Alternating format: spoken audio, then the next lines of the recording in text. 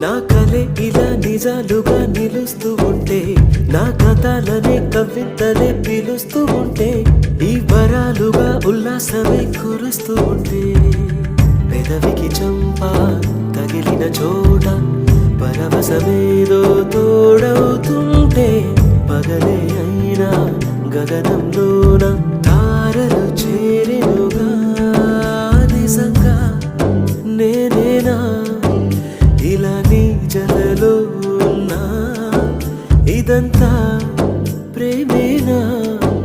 ఎన్నో వింతలు చూస్తున్నా, ఎదలో ఎవరో చేరి అన్ని చేస్తున్నారా? వెనకే